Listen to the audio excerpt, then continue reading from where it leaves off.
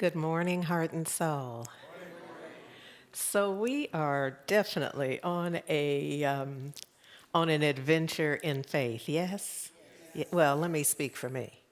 I am on a show enough adventure in faith with just all of the perfect opportunities for me to see what's available, what choices I've made and the consequences and just all of it. I am grateful that God is good and that God is grace.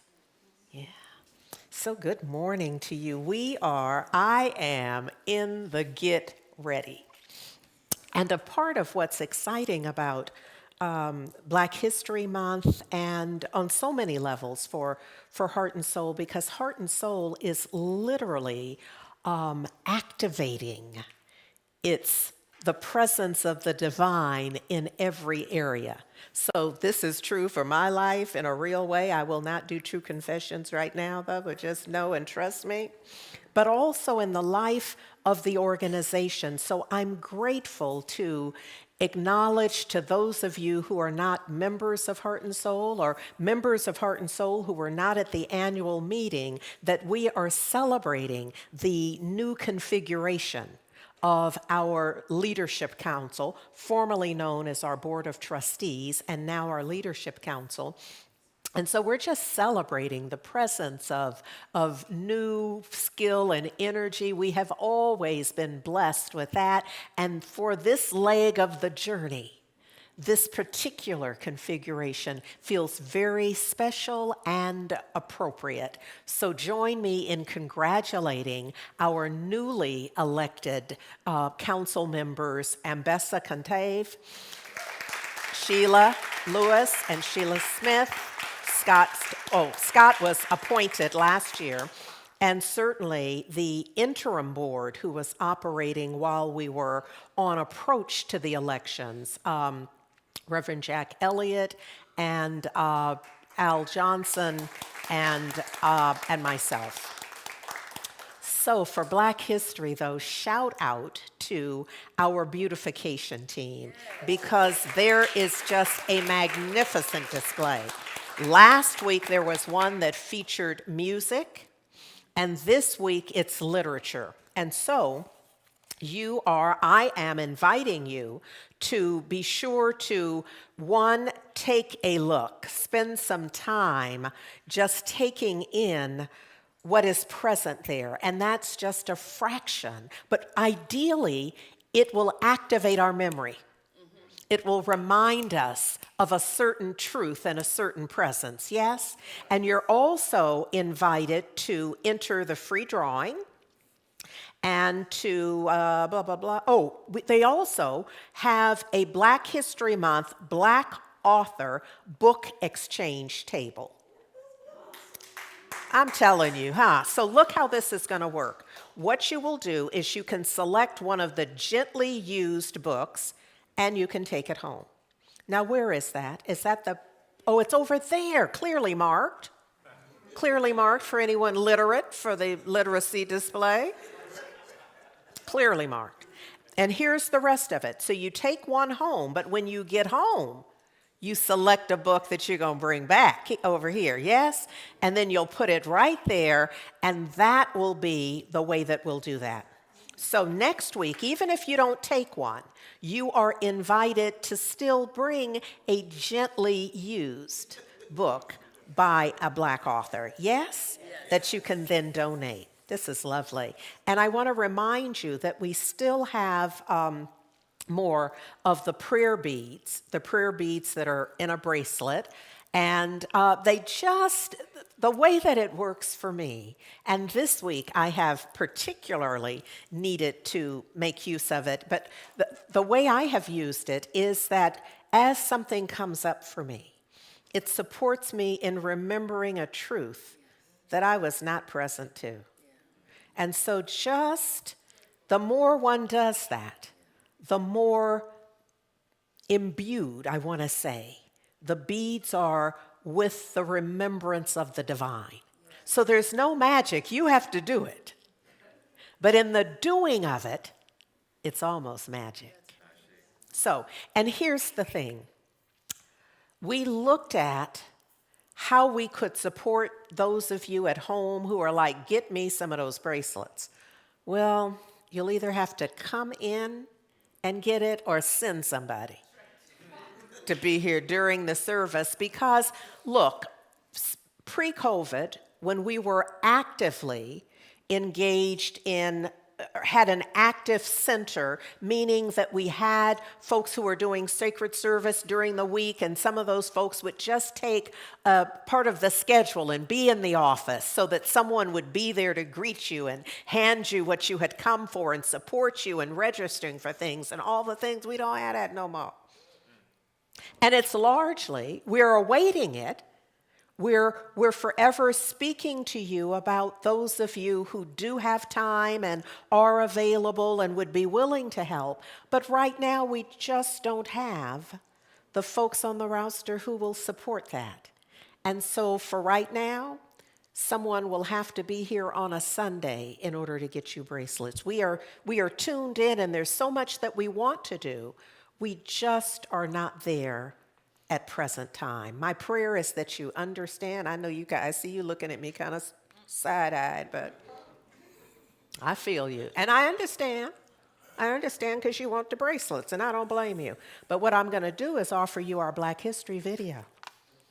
So we are celebrating Black History heart and soul style. Here we go.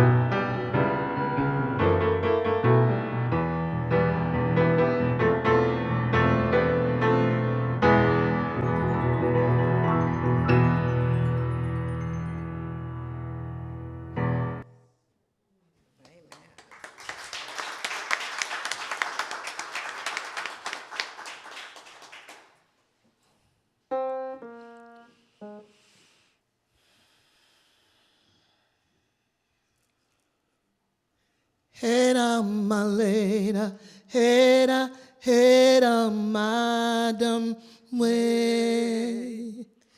Hera malera, hera, hera me. Hera malera, hera, hera madam me. Hera malera, hera, hera me. I don't know how my mother walked her troubles down. I don't know how my father stood his ground. I don't know how my people survived slavery. I do remember, that's why I believe. I don't know why the rivers overflow their banks. I don't know why the snow falls and covers the ground. I don't know how the hurricane sweeps through the land every now and then. Standing in the rainstorm, I believe. I don't know why the angels woke me up this morning soon. I don't know why the blood still runs through my veins. I don't know how I wake to run another day. I am here still running, I believe. Hera malera, hera, hera madam me. Hera malera, hera, hera me. Hera malera, hera, hera madam me. Hera malera, hera, hera me. My God calls to me in the morning dew. The power of the universe knows my name. Gave me a song to sing and sent me on my way. I raise my voice for justice, I believe. Hera malera, hera, hera madam me. Hera malera, hera, hera me. Hera malera, hera, hera madam me. Hera malera, hera, hera me. I don't know how my mother walked her trouble down. I don't know how my father stood his ground. I don't know how my people survived slavery. I do remember, that's why I believe.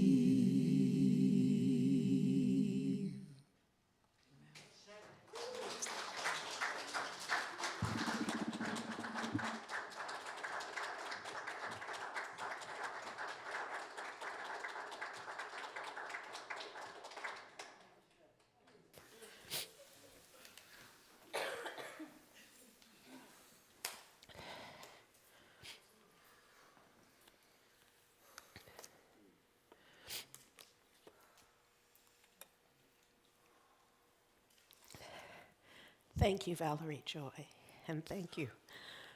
I thought I got it back together. Thank you, ensemble. That was the Heart and Soul Ensemble. Under the direction of Valerie Joy Fidmont. So there's something about those songs that got us through. The songs that our ancestors sang to just find a way. So I acknowledge that it's true that when we remember, we can believe rightly. The challenge is that we don't always remember. And when we don't remember, God knows what we can end up believing. And then live lives that unfold because it's done unto us as we believe. So I apologize for anybody who's seeing me for the first time and wondering, what is this? Well, this is simply what it is. Oh, Lord. I had the honor of the invitation to write the daily guides for the Science of Mind magazine for this month, Black History Month. And on the 7th, and I just realized this morning that on the 7th, the piece that I wrote is actually entitled something about that, 7 years. And on the 7th of February, what I wrote about is Harriet Jacobs. So that line that says that I just don't know. I don't know how they did it. I do not know how they did what they did. I do not know. I don't know how they got up. I don't know. My mother's maternal great-grandmother, great-great, Val the hell, I don't know, great-great, had been enslaved as a youngster, is what my mother said. But she would never talk about it. And many of us have that as a part of our history, of our family history, where those who were present that had been enslaved would not share from the experience. And my mother said that what she did say is that it was just too hard for her to even talk about it. And so I really don't know how. I have no idea how they managed. But what happens for me is that when I remember that they did, that they somehow got through. And here's the thing, Vala, it looks like I'm gonna need more tissue. Here's the thing, I don't always remember. Sometimes, thank you, sometimes it feels like whatever it is I'm going through, that's gonna be the death of me. You know what I mean? That it's just, and it can be that I made an error. You know, that something isn't going to work out the way I had planned or the way that I had hoped or whatever it is. I erred in it. And I can take that thought and turn that into the end of everything. Nothing in my life is going to work. Am I the only one? That because of that, out of that, nothing is going to work out. I just could absolutely, based on that, I may as well just give it up. Forget it. Tell Heart and Soul they picked the wrong one or however it was. It's just that, no, y'all don't even know. But then I remember that Harriet Jacobs, rather than be enslaved, tried to escape. And she got a certain point and realized she couldn't make it. And so she came back, but she hid in a crawl space above her grandmother's shack, which means, as I want to describe this to you, that it was an a tin roof. So in the winter, it was freezing cold, and in the summer, it had to have been hotter than hell. But regardless of the climate and the temperature, she was in a crawl space. And it says and the reason we know this is because she wrote her autobiography. So once she got north and escaped, she was interviewed. And so one of the slave narratives is Harriet Jacobs' story. You know, I just call her Mother Harriet. I just call y'all the two Harriets. Because when I can remember the two Harriets, I believe. I'm back in touch with what I always wanted to believe. So I don't know how they did it, but when I remember that they did, then I believe. The goal is, and the question I always ask me when I come to my prodigal daughter self is, why didn't I believe it back then? Why didn't I believe it yesterday? Why didn't I believe it last week? Why didn't I believe it last month? Why didn't I believe it 5 years ago? Why did I have to go through? I don't know how. I don't know how it works. I don't know how it do what it do. I just know that when I remember, then I can believe. Then I do believe. And when I believe, I have an experience that's in alignment with my belief. Excuse me. Ooh, part of me wanted y'all to just sing that through the service. Just have that be what we would sit in. Is this awareness that, one, we don't have to know. I don't know how, and I don't have to know how. I just know they did. And if they did, I can. Oh, Father, Mother, God. Excuse me, please. Can you cut my mic, please?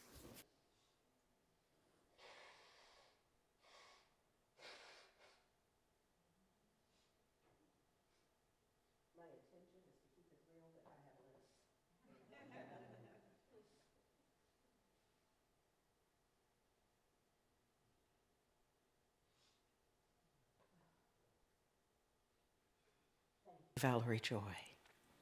Thank you, Ensemble, for being in co-ministry, one, and for setting us up for what we gotta know and what's ours to be and to do. Yeah? Whew. So look, last week, it came to me to say to you, to say to me on mic is what usually is happening up here, that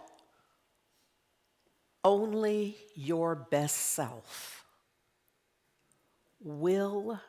can or will live your best life. And I wasn't sure that I'd been really clear. I mean, I know I said it, and there's no multi-syllable words in there, and so it's not, but there's a point that I want to make, and I wasn't sure that I made it, and I'm not exactly sure how. Here's the thing of it that I can get right now, is that we live life, we experience life by right of consciousness. That means that you can't have anything in your life that you're not aware of. It can be in your life, but you won't have it in your life. Okay, y'all. I'm trying to do something up here. Okay. All right. Because we experience life every millisecond is by right of consciousness. And consciousness is awareness. There can't be in your life You can't have in your life anything you're not aware of. Bam. It can be in your life, but you won't have it because you're not aware of it.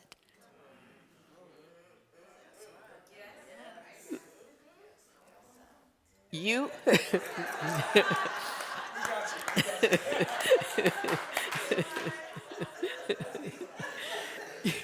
you can't have anything, the experience of anything that you're not aware of.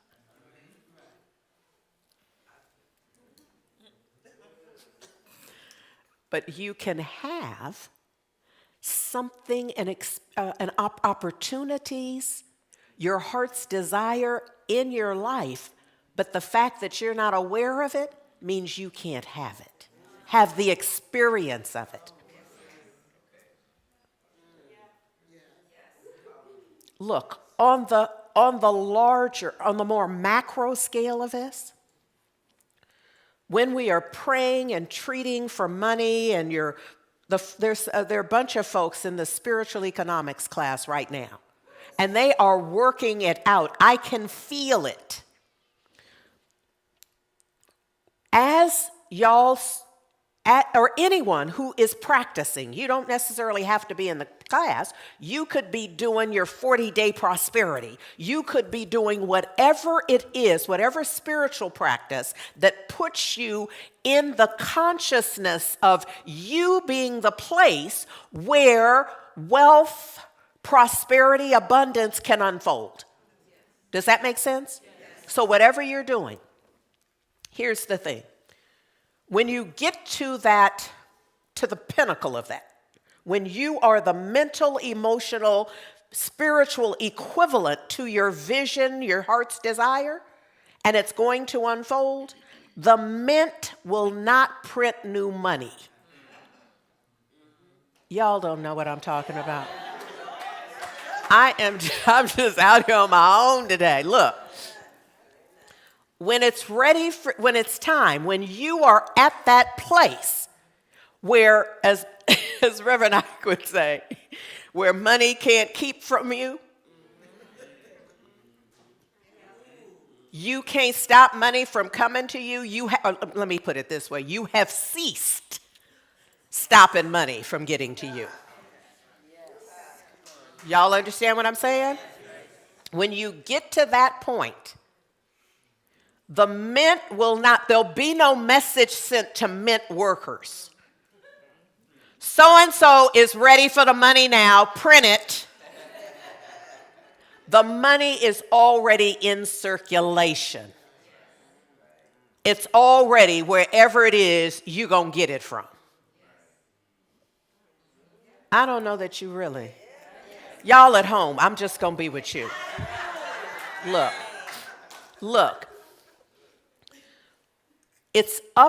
There's something about us getting, this is for me. Y'all just came to support me in saying it out loud. That there's that moment that gets us to this point, this notion that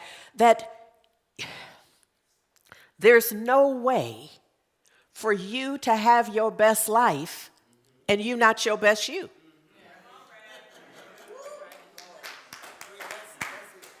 Ask me how I know. Don't, but just know that.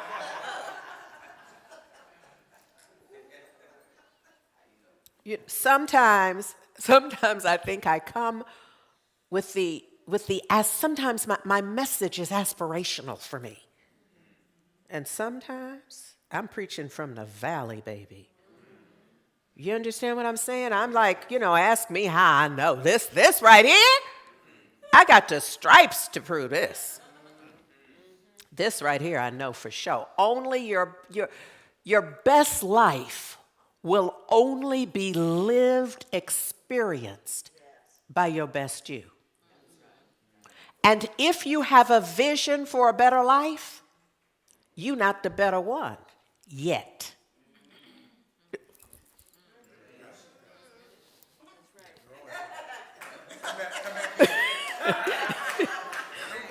Y'all at home.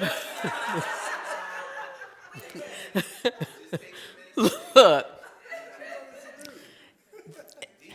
There is that is required of us. And where I get inspiration is that our ancestors knew something about this. Harriet Jacobs did, but there is a way for us to see it as well. This notion that I've brought you before, that we flow in consciousness. So I'm talking to you about that life unfolds according to our consciousness. Now, in a given day, you can go through all the possible stages and variations of it. Because you can start, wake up in the morning with your gratitude going, and you do your journaling, your morning reading and all of that, and then get a call. Or make the mistake of being on the phone on the wrong app. Or not the wrong app, but the app that gives you something you're not ready to handle.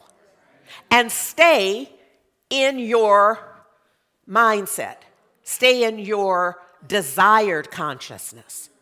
Because very often, let me not act like it's you, very often what can happen for me is, Lord knows, I'm set. I'm beaming. Y'all probably saw the beam and thought it was the sun. I'm beaming. Because my spiritual, the light is awake and alive in and as me. And sometimes it's an external influence, and sometimes I'll think about something.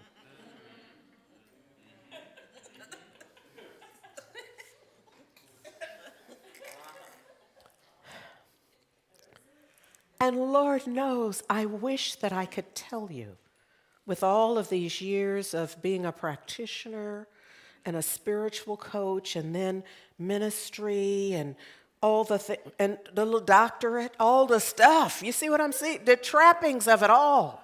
I wish I could tell you, and then I could see my mind moving into the valley, and I say, mind, come back.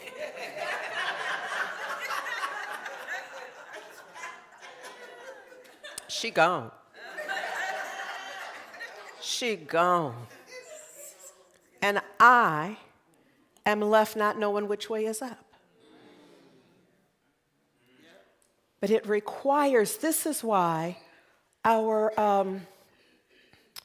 flow, we flow in consciousness, for us to remember that no matter, there's a point, now there's nothing you can do while you're gone. When you are when I'm out of my mind, I'm gone. But here's the thing I know for sure. I'm going to come back. So when I come back, leave breadcrumbs. Do your best in your moments of sanity to leave yourself some breadcrumbs. You understand what I'm saying? Keep the affirmation up. Where even when you're crazy, you might just look in that mirror with your crazy self. And as you're looking with your crazy on, you might just go, I am whole, perfect. But now if you're seeing it for the first time, it's not going to mean anything. But if you've cut a groove, you understand what I'm saying? I don't believe anybody enslaved got up and just walked away one day. There was all the aforethought. There was the moment, the critical mass awareness of, I'm not enslaved. They can't keep me here. That had to, because everything was saying, you're a slave and we can keep you here. So in order to shift, something has to happen. And that's what I'm talking about. That's what I'm going through. So look, this idea of, so some stuff has happened, and here you are cowered in the corner. Life, it happened. It happened. Which implies I didn't have nothing to do with it. Life is they just doing stuff to me. Life is but remember, we were talking about Einstein said that one of the most important questions is what's your sense of the universe? Is the universe a friendly place or an unfriendly place? Now, for those of you who are like, oh, the universe is, ooh, it's a hot mess. You're going to have some hot mess experiences. Because what? It's done unto you as you believe. Now, there's nothing I don't intend that there's anything I'm saying here that is to deny any of your experience. You see what I'm saying? Somebody's sure enough laid off. You know what I mean? That's like they had the words, they signed the paper, they out the building, they took the keys in the slide cart, whatever that is. All that. You see what I'm saying? So I'm not saying that didn't happen. I'm saying that doesn't necessarily change who you are. It could. And it could change who you are in the most magnificent way. Tune in to, do a search on TED Talks or something. I can't even tell you where to go. There's so many people who are like, in that moment, they are going to die. Because what are they going to do? And then later, they are so happy, they let them go. They're like, oh my God, how long could I have stayed there if that hadn't happened? Yes. Y'all understand, but how do you get from this is just, life is not worth it anymore, to Lord, thank you. See, I don't know how they went through what they went through.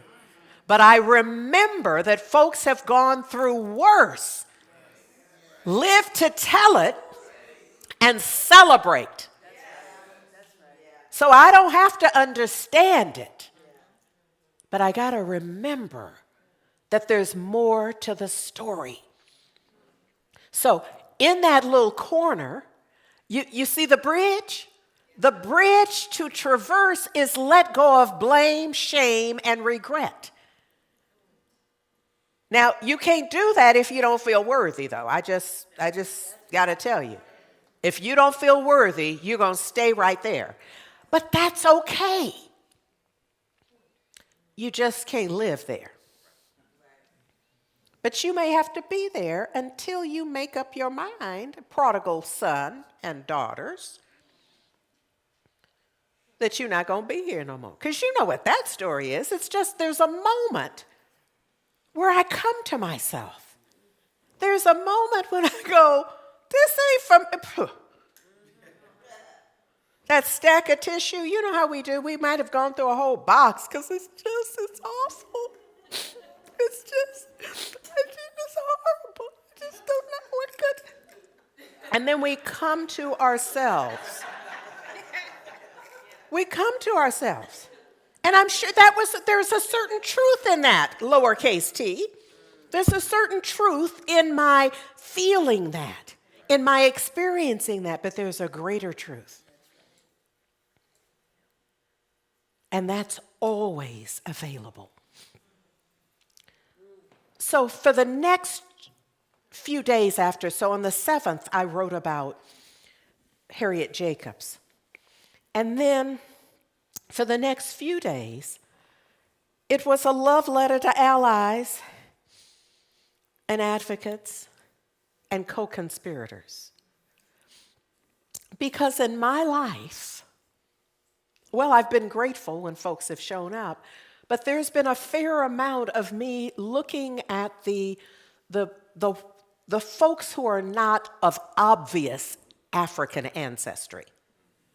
Because if you're not of obvious African ancestry, you are sometimes having a different experience than those of us of Sorry, it was just those of us of obvious African ancestry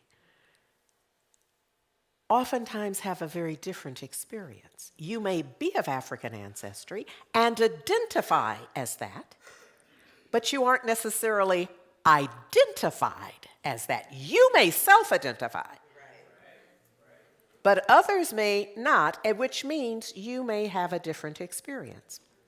So often I have looked at Some of the folks in my life who are not of obvious African ancestry, and often it's obvious they're of European ancestry. And while in my heart and mind, I want them to see more like I see. I want them to, well, I'm going to just share this little bit with you, I think. Here's what I wrote. I often hear folks I wish would behave as allies and advocates, engage in discourse about not being responsible for slavery, black codes, not being, do you understand? So they're of an age where obviously I'm in conversation with them, or we're peers in some way, at least in this generation on the planet at the same time. And while I'm wanting them to step forward and see what others who stand in that way see and say, speak up, they want me to teach them something. And so often the discourse is one of them declaring that, of course, they're not responsible for slavery or the black codes or Jim Crow or separate and unequal housing and schools and policing. It is obvious to me that while so many benefited for generations from these and other inequities, far fewer can see themselves stepping forward to acknowledge and take responsibility for accepting accountability for current inequities. We have a shared common history, and sometimes this is kind of my invitation, my maybe odd love letter to those who could be allies and advocates and co-conspirators, who can say what I can't say, who can go where I can't go, who can stand in ways that I seem not to be able to stand in certain groups and situations. Does that make sense? Yes. So, over the next few days, I then attempted to share some ideas about folks who I saw doing this. But let me speak to how I see what goes on for us, those of us who are feeling put upon, feeling, some would say, the boot on the neck, feeling beat down, feeling all of the things historically, or any part of that, that it came to me that my first experience of cockroaches was on the East Coast. Y'all, now you know, it's me. Y'all act like you got somebody else as the minister. You know I'm up here baking baklava. You know that. I'm just here blending all the metaphors, layering them on. This is a metaphor. So one of my first trips to New York, I remember going in to the kitchen in the dark, and I flipped the light switch, and it all scattered. How many y'all at home? So, okay, if you don't know, ask somebody, baby. Folks know about this. They know about this. But here's the metaphor. Because if we think about, it's like the thoughts, the ideas that we entertain, ideas of less thanness. It's beliefs in lack and limitation. Thoughts of impossibility. Yeah? Those are the roaches. Now, here's the thing. Flipping on the light switch did not put the roaches in the room. Flipping on the light switch exposed them to what they weren't interested in being in. That's why they scattered. You know, there's some creatures that you just turn. I had a little shed out in my backyard, a little When I bought the property, it was already there, and I thought, oh, that's great. It had paint in it, and, we put stuff in it. But I hadn't been in it for a long time. And so, well, I shouldn't say in it. I hadn't been around it in a long time.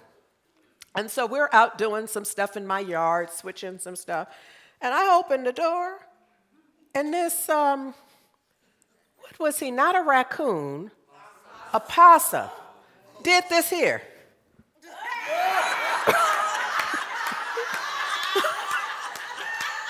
Because opened the door up, and it was sitting up in a box that I had with stuff in it. It was like, could you close the door?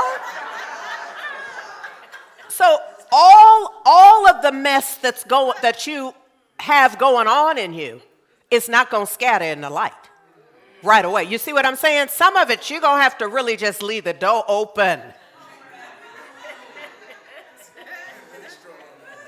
I'm working some stuff out this morning. Okay? But the little roaches will scatter those little nothing thoughts that you don't really believe anyhow, but you're living by them. You don't really. If you're really given a test, you would never put the answer is yes, lack and limitation. I'm not deserving. Who fills that in? Nobody. You know better. But you'll live in it.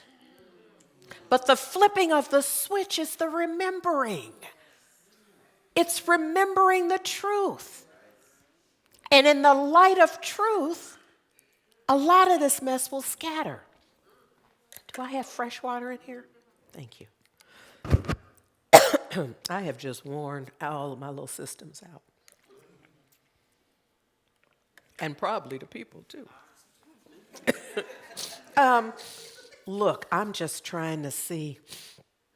Ooh, Lord. So the next few pieces that I wrote for the next few days were all calling, my intention was to awaken the allyship, the advocacy, the co-conspirator energy in my friends. And some folks I call family, to just stand with me. Not to stand questioning, well, why don't you just, that was so long ago. And look how bright you are. Look, you got the. Like it's not, no, you're not missing the point. I need you to just follow my lead right here. I need you to just know that I see that. And I need you to stand in a way like some of these folks are standing. And I feel like I gotta say some names. I can't just speak about them. That y'all remember when Bree Newsom, right? Took the flag down. Well, here's the thing. Co-conspirators, advocates surrounding her. No black woman just scurries up to take no flag down. There's a support system of allies and advocates. When she got that flag down, she handed it to a white man who was ready for that, was expecting to, and named James Tyson. And so I write about him because he specifically, this quote starts it off for me. White supremacy, he says, and racism is perpetrated by white people. So the only way it's really ever going to end is if we end it, he says. We can't expect black people to end racism. So for me, he's a co-conspirator because he's stepping up in ways that speak to it clearly. You know, he's not like, you don't have to read between the lines in order to get it. He's like straight up with it. Yes? So, look. Oh, Father, Mother God, somebody just sit me down. Just, look. Nate Staniforth says this, when you're young, it's easy to be amazed. As you get older, that experience of astonishment gets harder and harder to find. Good magic isn't about deception. It's about trying to see things the way you saw them before they became ordinary. It's before, now see, y'all, I'm not even going to look because you don't have that. That Nate is a magician. And so he's speaking from that vantage point about what you have to know in order to, what folks are thinking maybe a sleight of hand, is coming from a place of knowing. I feel like he's meeting us at this place of reminding us that we got to know. We got to know what we have access to, what's available to us, the possible changes that we can make.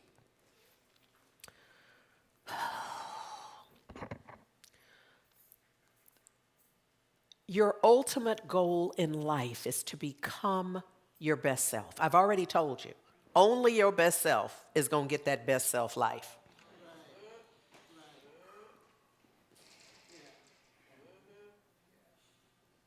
And so I know I can't live my best life from here. My best life requires that I shift, requires that I know and behave in alignment with what I know. David Viscott says this. He says, your ultimate goal in life is to become your best self. Your immediate goal is to get on the path that will lead you there. Is to begin being and doing whatever is required in order to have that be your experience. So I'm going to help you out. On Monday, the 19th, the monthly book study for 365 days of richer living is happening from 6 to 6:45 p.m. And it's on Zoom. The book is the book that we are reading as our daily read. If you are even messing around with A Course in Miracles, you will find that 365 days is a lovely companion, that they dovetail and that they will blend, beautifully with that. But regardless, you will find that Ernest Holmes and Raymond Charles Barker did some lovely work. And a part of this, on this road to our best self, we're going to need some help. We're going to need some allies. We're going to need some advocates. We're going to need some co-conspirators. On every level, in every form. This could be one of them for you. This Monday night book study, it's only once a month. It could be just the anchor, though, to get you grounded in an idea, in a belief system that can support you in we already talked about losing our minds, so y'all understand what I mean? So we don't lose our minds as often as we do. Just cutting back on that a little bit would be helpful. Yeah? Okay. So, the idea of seeing our best self and taking the road to our best self, to our best life, doing whatever is required of us, being however is required of us in order to bring forth our best self. That best self is the prize.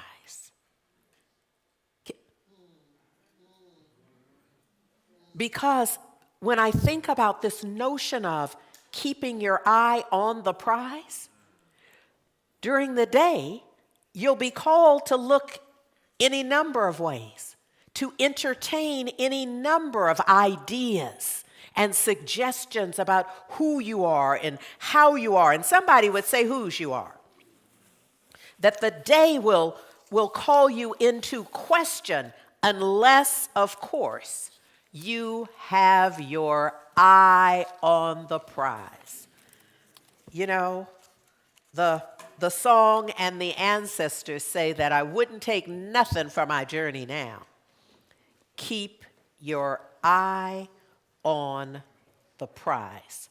I give you now our ensemble under the direction of Valerie Joy Fidma.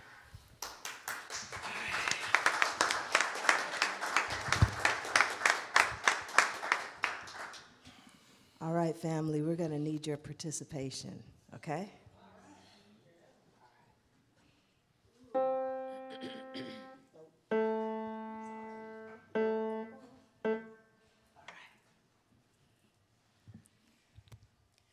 Paul and Silas bound in jail, had no money for to go their bail.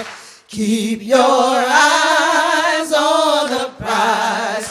Hold on, hold on, hold on, hold on, hold on, hold on. Keep your eyes on the prize. Hold on, hold on. Paul and Silas began to shout. Doors popped open and they walked out. Keep your eyes on the prize. Hold on, hold on, hold on, hold on, hold on, hold on. Keep your eyes on the prize. Hold on, hold on. Well, the only chains that we can stand are the chains of hand in hand. Keep your eyes on the prize. Hold on, hold on. Got my head on the freedom plow. I wouldn't take nothing for my journey now. Keep your eyes on the prize.